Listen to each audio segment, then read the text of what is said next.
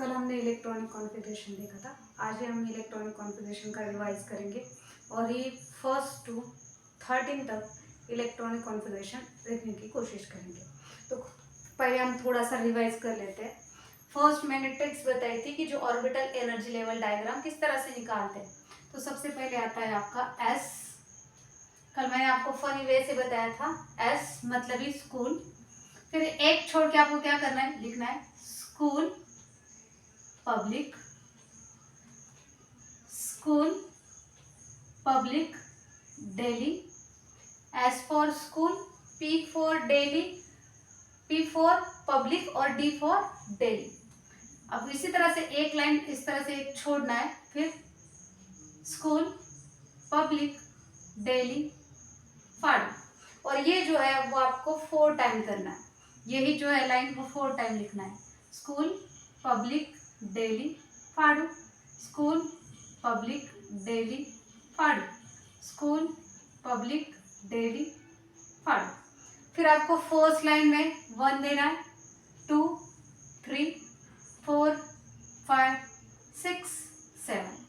उसी तरह से अब ये रहेगा, आपको एक छोड़ दिया, अब 2 3 4 5 6 7 और एक छोड़ देना है, 3 4 5 6 7। अब और एक छोड़ देना है, 4 5 6 7। इस तरह से अब आपको मैंने कल बताया था आपको किस तरह से जाना है। 1s 2s 2p 3s 3p 4s 3d 4p 5s। इस तरह से आपको ये एनर्जी लेवल डायग्राम जो है ये आपको ड्रॉ करना है इस तरह से। आई होप ये आपको कल समझ में आ ही गया होगा। ओके, अभी इसी के वे में आपको क्या करना है, इलेक्ट्रॉनिक कॉन्फ़िगरेशन जो है वो लिखना है। तो कल मैंने बताया था SPDF, ये क्या होता है, आपका ऑर्बिटल होता है। SPDF ये क्या है, आपके ऑर्बिटल, और इस ऑर्बिटल के अंदर आपके इलेक्ट्रॉन प्रेजेंट होते हैं। ओके, तो ये जो है आपके ऑर्बिटल के अंदर इलेक्ट्रॉन प्रेजेंट होते हैं। तो मैंने बताया था एस की कैपेसिटी जो है वो होती है 2, पी की कैपेसिटी होती है 6 और डी की कैपेसिटी होती है 10 और एफ की कैपेसिटी होती है 14। मतलब वो कितने इलेक्ट्रॉन जो है वो कैरी कर सकता है। ओके, तो यहाँ पे फर्स्ट हम बात करेंगे इलेक्ट्रॉनिक कॉन्फ़िगरेशन की। तो पहले आई होप ये आपने कल लर्न भी किया होगा। अब मैं आपको इलेक्ट्रॉनिक कॉन्फ़िगरेशन बता देती हूँ।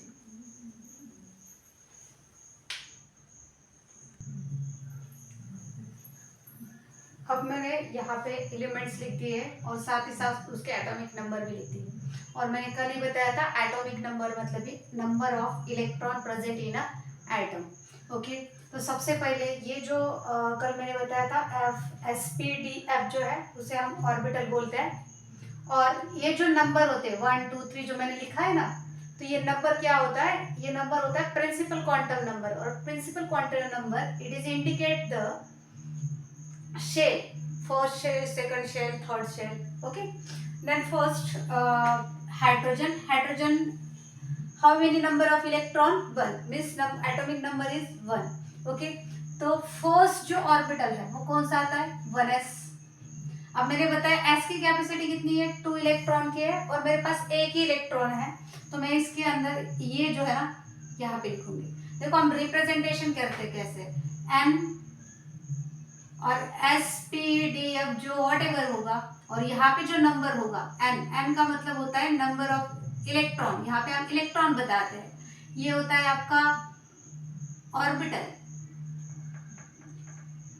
और ये होता है n मतलब होता है शेल। ओके, आप इससे n से कौन से इससे भी रिप्रेजेंट कर सकते हो। तो एक इलेक्ट्रॉन लिख दिया मैंने, क्योंकि एक ही एटॉमिक नंबर है, नंबर ऑफ इलेक्ट्रॉन एक ही है उसके अंदर। दूसरा है हेलियम, हेलियम का एटॉमिक नंबर है 2। तो फर्स्ट क्या है, s की कैपेसिटी है 2 इलेक्ट्रॉन की, अभी कंप्लीटली भरा नहीं है, 1s2। इसका इलेक्ट्रॉनिक कॉन्फ़िगरेशन रहेगा 1s2। अब लिथियम, लिथियम का एटॉमिक नंबर है 3, तो फर्स्ट कौन सा आता है 1s, इसकी कैपेसिटी है 2। अब ये भर गया, 2 के बाद आप तीसरा इलेक्ट्रॉन इसके अंदर इंटर नहीं कर सकते। तो नेक्स्ट किसका नंबर आता है 2s। अब मेरे पास कितने इलेक्ट्रॉन बचे हुए हैं, 2 यहाँ पे चले गए तो 1 बचा है, तो 2s1। इस तरह से इसका इलेक्ट्रॉनिक कॉन्फ़िगरेशन होगा। अब बेरिलियम की बात करते हैं। बेरिलियम जो है इसका एटॉमिक नंबर 4 है, तो यहाँ पे कैसे लिखेंगे, फर्स्ट किसका आता है 1s आता है, 1s2 2s2, तो हो गया इलेक्ट्रॉनिक कॉन्फ़िगरेशन बेरिलियम का। देन बोरॉन, बोरॉन का एटॉमिक नंबर है 5, तो इसका इलेक्ट्रॉनिक कॉन्फ़िगरेशन रहेगा 1s2 2s2। अब 4 तो भर गए, अब 4 ये जो इलेक्ट्रॉन मैंने भर दिए, एक इलेक्ट्रॉन बाकी है और s की कैपेसिटी नहीं है कि और इलेक्ट्रॉन वो कैरी करे, तो s के बाद 2s के बाद किसका नंबर आता है 2p का आता है, तो 2p कितने बचे हुए हैं 1, तो इसका इलेक्ट्रॉनिक कॉन्फ़िगरेशन रहेगा 1s2 2s2 2p1। कार्बन की बात करते हैं। कार्बन का है 1s2 2s2 2p। अब कितने बचे हुए इलेक्ट्रॉन 4 यहाँ पे आ गए, 2 इलेक्ट्रॉन बचे हुए, तो यहाँ पे लिखूंगी मैं 2।